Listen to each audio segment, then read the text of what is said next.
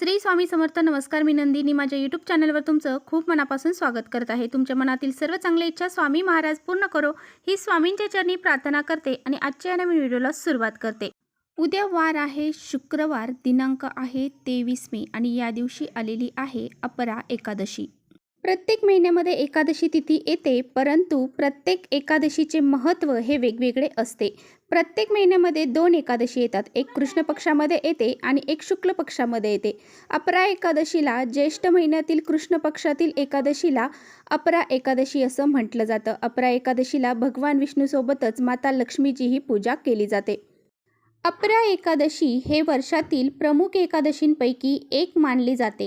अपरा एकादशी ही भगवान विष्णूला समर्पित आहे. ज्येष्ठ महिन्याच्या शुक्ल पक्षाच्या 11व्या दिवशी हा सण साजरा केला जातो. या दिवशी भाविक उपवास करतात. असं मानलं जातं की हे व्रत केल्याने मोक्ष मिळतो.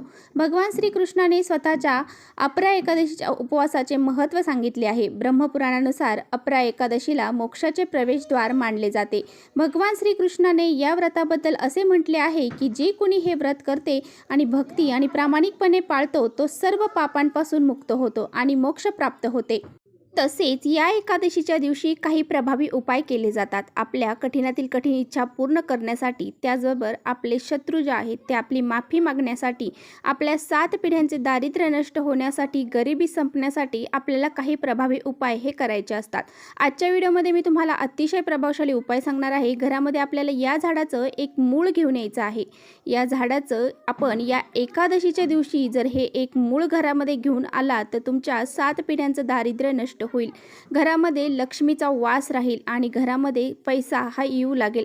इतका हा प्रभावशाली उपाय आहे. हा उपाय कसा करायचा आहे याबद्दलची संपूर्ण माहिती आजच्या व्हिडिओमध्ये आपण जाणून घेणार आहोत. त्यामुळे तुम्ही व्हिडिओ स्किप न करता शेवटपर्यंत नक्की बघा, जेणेकरून तुमच्यापर्यंत योग्य ती माहिती पोहोचेल. आपल्या चॅनलवर जर नवीन असाल तर चॅनलला सबस्क्राईब करा आणि असेच नवनवीन माहितीपूर्ण व्हिडिओ पाहण्यासाठी बेल आयकॉनलाही प्रेस करा, म्हणजे मी जेव्हा कधी नवीन व्हिडिओ अपलोड करेन त्याचं नोटिफिकेशन सर्वात अगोदर तुम्हाला भेटेल आणि तुम्ही एकही व्हिडिओ मिस करणार नाही. त्याचबरोबर कमेंट्समध्ये ओम नमो भगवते वासुदेवाय नमः हे लिहायला अजिबात विसरू नका. व्हिडिओ आवडला तर किंवा माहितीपूर्ण वाटला तर आपल्या मित्रपरिवारांसोबत नक्की शेअर करा.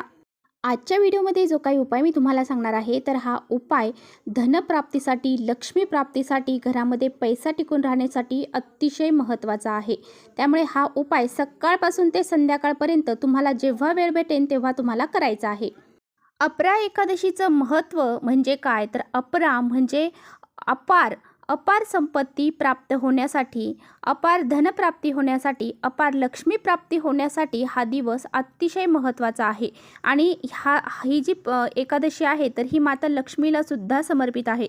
त्यामुळे या दिवशी आपल्याला हा उपाय जो आहे तर तो नक्की करायचा आहे. आता बघा, बऱ्याच वेळा काय होतं की आपण खूप कष्ट मेहनत करतो, परंतु त्या कष्टाला, मेहनतीला नशिबाची साथ मिळत नाही. आपल्याला हवा तसा मोबदला त्या कष्टातून मिळत नाही. आपल्याला पैसा प्राप्त होत नाही. जो पैसा आलाय तो पैसा कोणत्या ना कोणत्या मार्गाने घरातून बाहेर निघून जात असेल.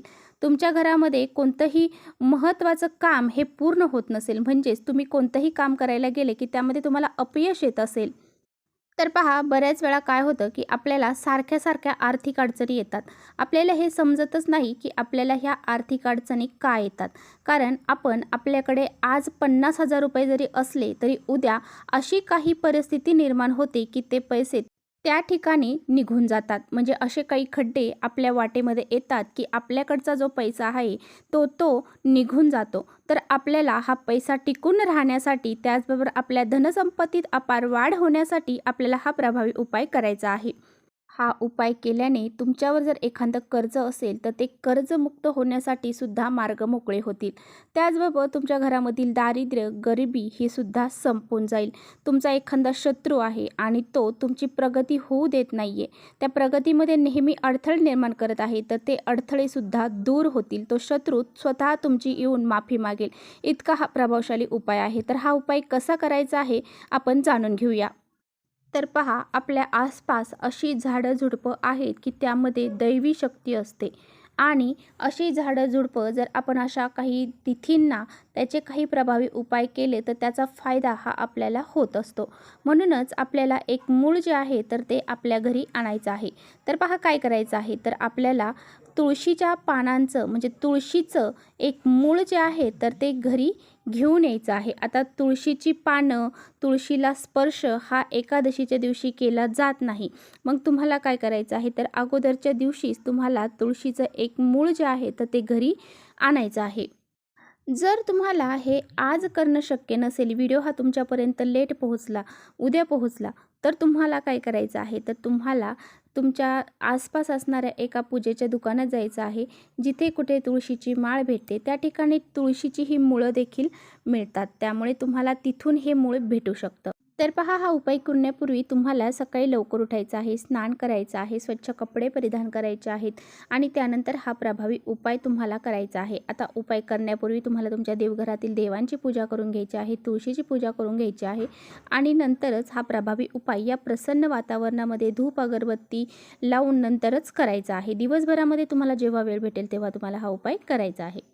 हा उपाय करण्यासाठी तुम्हाला तुळशीचं एक मूळ घ्यायचं आहे. ते तुम्हाला एका ताम्हणामध्ये ठेवायचं आहे आणि शुद्ध पाण्याने त्यावरती तुम्हाला अभिषेक करायचा आहे. अभिषेक करत असताना ओम नमो भगवते वासुदेवाय नमः या मंत्राचा जप करायचा आहे.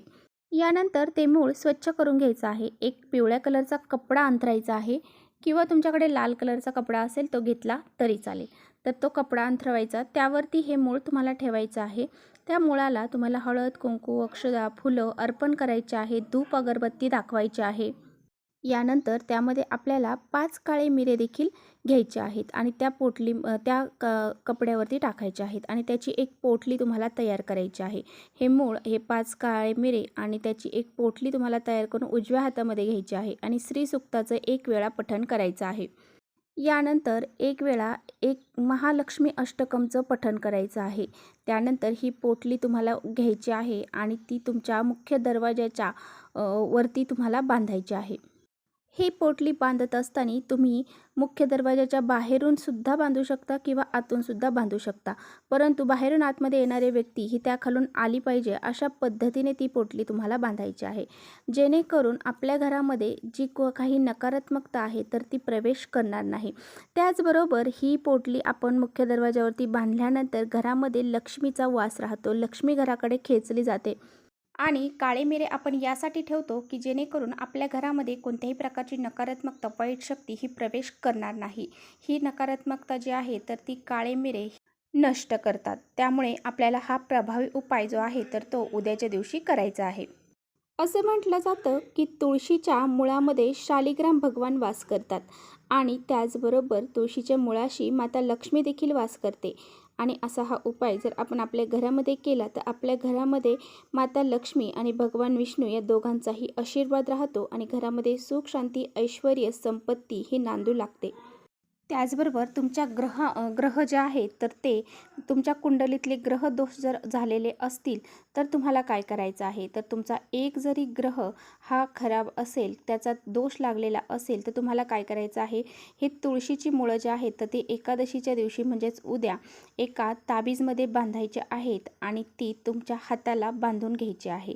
तुम्ही जिकडे बी जाताल तिकडे ते ताबीज तुमच्याकडे हातावरती असायला हवे. तर अशा पद्धतीने हे प्रभावी जे उपाय आहेत तर ते तुम्हाला उद्याच्या दिवशी नक्की करायचे आहेत. तर चला इथेच थांबवते माझा व्हिडिओ थोडा जरी आवडला असेल तर नक्की लाईक करा. चॅनलवर नवीन असाल तर चॅनलला सबस्क्राईब करा. परत भेटूया अशा छानशा व्हिडिओसोबत. तोपर्यंत श्री स्वामी समर्थ.